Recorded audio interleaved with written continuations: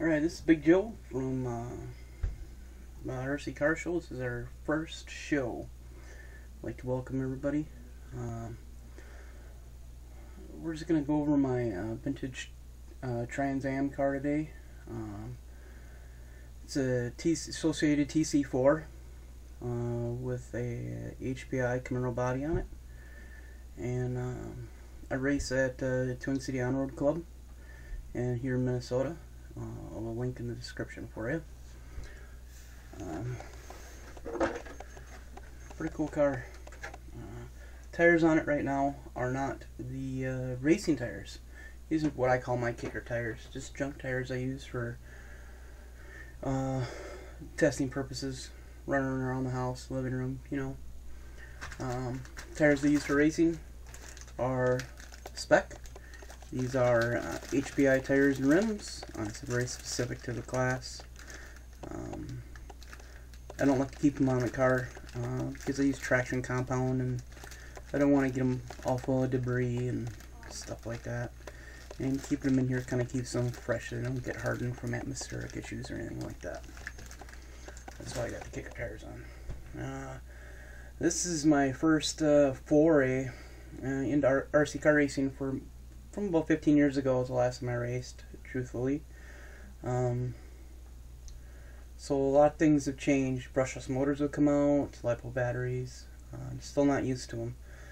I just got this car together. I actually raced it once using a brushed motor and nickel metal hydride batteries. It was pretty cool. It wasn't stock. It wasn't race prep. It wasn't proper for the class.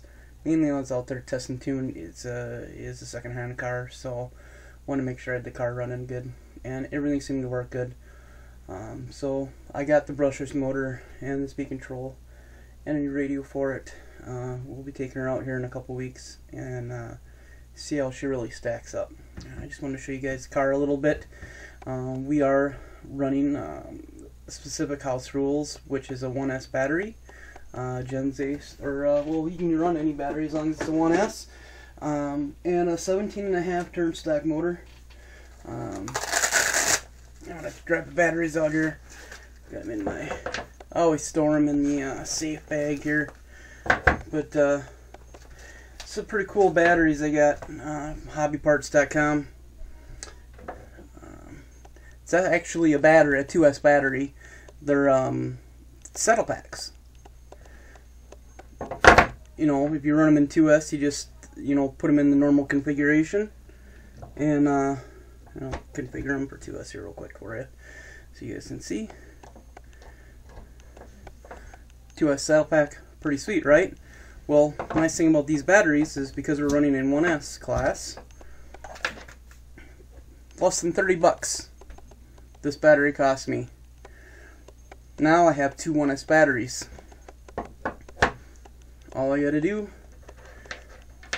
is run my single Deans in there and it works good. So for 30 bucks I got two 1S batteries. I'm race ready.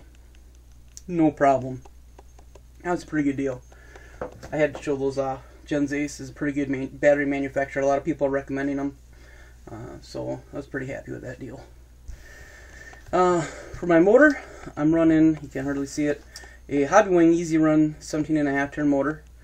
We've got the one with the smooth case. Rumor is that the one with that's got the heat sink in it is a little bit smaller diameter case on the inside. Could affect power. I don't know. I don't know the technology that well. All I know, this is the one that was recommended to me, and so that's what I'm sticking with. And then I also got a Hobbywing Easy Run speed control. Matched up good. I mean, it came with connectors that connect right together. Super easy bolt connectors. Couldn't beat it. The only thing I had to change was the Traxxas connector, but I had to put a Deans on here anyhow, so I can connect the Smart Boost by Novak. And then I'll more on that in a second. And then I'm running a FlySky 3-channel receiver, FlySky radio. Again, hobbyparts.com. I don't know why I keep plugging them. They're not giving me any special deals, but I'll tell you what, their stuff's cheap anyhow. I don't think they could afford giving stuff away at the prices they charge. Pretty good radio. We'll see how it does on the track.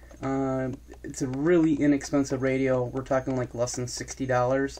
10 model memory, 3-channel radio. It's got all the bells and whistles that a lot of the high-end radios got. I couldn't beat the deal. We'll see what happens. If it's good radio, man, I will keep plugging them. But we'll see. You know, you never know. For the price, if the radio was junk, I could always put it in a beater car and just go with that, and then buy a high-end radio after that. Servo is a high-tech servo. It came with the second-hand car. It's an okay servo. I don't even remember what number it is. It seems to work okay, but I may end up going with a higher torque, higher speed servo. We will see when I get it on the track, right?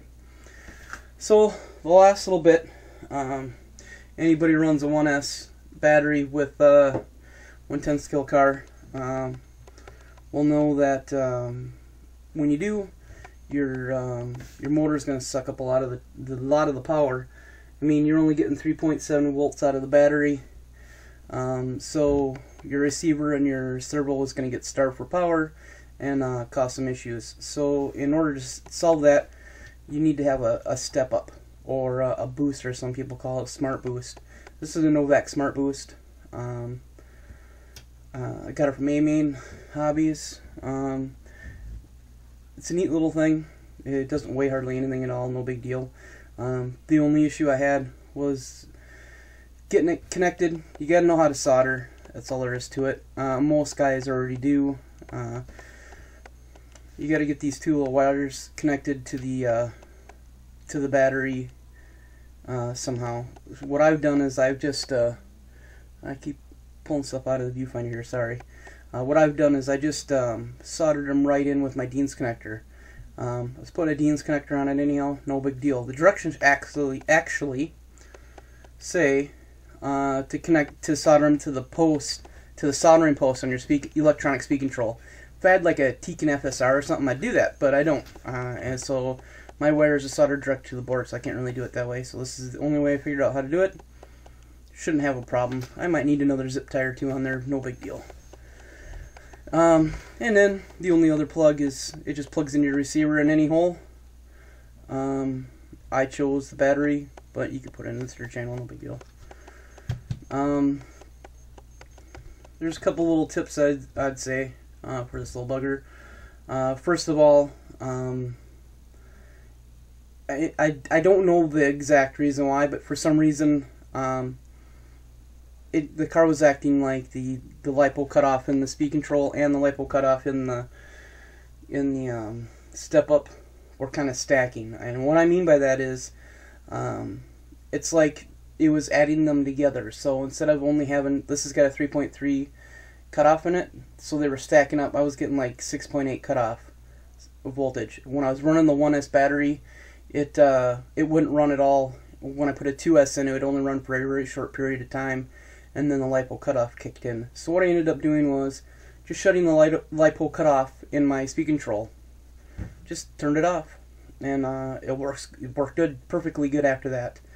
The other thing you want to always remember that you're once you get, if you ever have to run this, once you get the setup or the step up installed, it has a power switch, and that is now your power switch. You will never use your power switch on your electronic speed control again. Some people cut them off.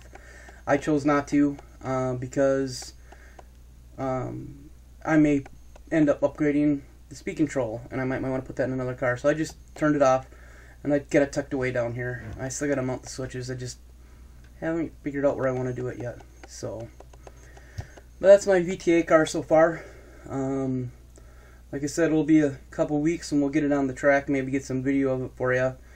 Man, my running skills are pretty rusty. I think the last time I was out there, I don't think I had the skill to keep up with anybody, but we'll see. It'll take a little practice, maybe. Practice makes perfect, and we'll get out there and have some fun. That's really what it's all about: going out and having fun and hanging out with the guys and gals. So that's the first Minnesota RC show. If you guys enjoy, you can click the like button if you liked it. Click the dislike button if you disliked it. I don't care. Subscribe if you do like it. There'll be more videos coming out. I eventually may do some how-tos if people request it. But I'm just making this channel for me. I'm trying to step out of my bounds. I think DJ Medic from RCSparks.com, I should say, really has kind of said a few things that really rang true to me, and I think I really want to step out of my bounds, and I think this is kind of a neat thing to do. So if you guys have any suggestions for more RC shows, let me know, and I'll see if I can fit them in for you. Alright? Thanks, and thanks for watching.